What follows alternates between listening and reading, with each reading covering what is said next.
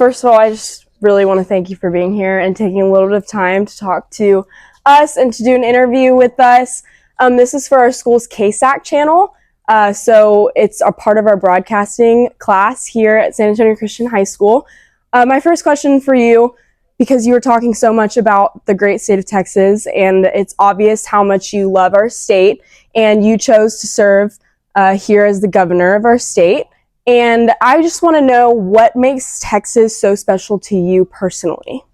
Well, listen, I think Texas is the best state in the best country. Yes, sir. And here's one thing I'm proud of. Since I've been governor, the economy of Texas has grown larger than the economies of the countries of Canada, Italy, Brazil, Russia, and Australia. There are only 7 countries with an economy larger than Texas. So the point is, everything's bigger and better in the great state of Texas. Yep. But here's the deal, and why I'm here tonight. The most important part for Texas are our students right now. Because the reality is we need to develop the next generation to ensure that we're going to keep Texas on the pathway of greatness. Yes, sir. And that's why I'm here for you, Sophia, as well as other students, to make sure that you're going to have the education and that your peers and other kids in San Antonio and across Texas are going to get the education they need to keep Texas #1. Yes, sir. And we are so honored to have you here and so thankful that you're here to discuss those topics with us.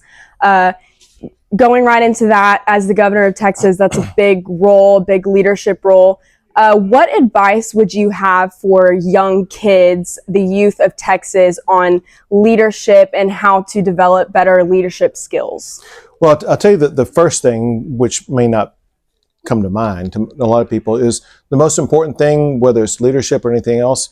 You got to find out who you are inside yourself. You got to know yourself first and learn what path is best for you.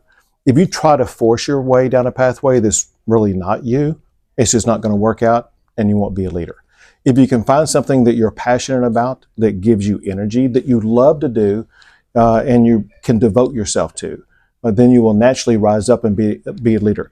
Have a vision, articulate that vision, and be able to try to reach it and succeed it. That's what we're doing here tonight. Yes, sir. We're taking a step toward the vision of providing school choice for parents in the state of Texas. And you just got to lean into it every single day. Yes, sir. Now, leaning into that, you're talking about passion and what you want to pursue. Just out of curiosity, was politics something that you originally, when you were younger, saw yourself getting into in the future, or did you have something else in mind career-wise? You know, when I was in high school, and definitely when I was a senior in high school taking government, is when I really started thinking about politics. And I first started taking political science when I went off to college. But, I thought, that just may not work out. Yeah. Yes, so sir. I changed my degree and got a business degree. Okay. And then went to law school. Mm-hmm. And then after law school, my life changed. Because after law school, I had an accident that left me paralyzed, unable to walk.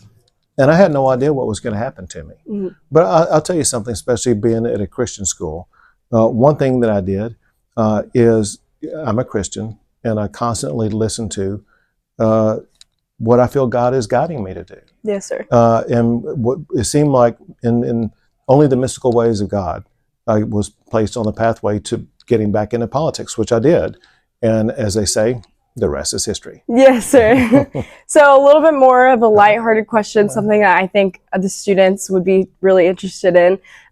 We're privileged to have you here on our campus. If you could come to a sports event here at our high school, what sport would you like to watch and why? Football. I was going to say before you finish the question, I'm a big football fan. Yes, I played sir. football in high school, but I remain connected to it, and football is my favorite sport, period. Well, I have to say we had our rock band out front when you were arriving, and they are one of my favorite parts of our football games because they play during halftime. That's great. So I would agree with you. I love football and the atmosphere for sure. One last question. You just talked about your faith a little bit, and faith is just one of the core foundations of this school. It is the core foundation of this school. Can you tell me a little bit more about your faith and that being a foundation in your life and in your role as the governor of Texas? Faith comes first. God comes first.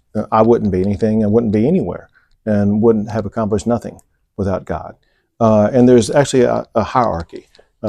God first, family second, country third. And if you fulfill that mission, everything else takes care of itself. Yes, sir. Well, that's great. Thank you so much. We really appreciate Sophia, it. pleasure to meet you. Yes, pleasure to meet you as well. Thank you. Take care. You too.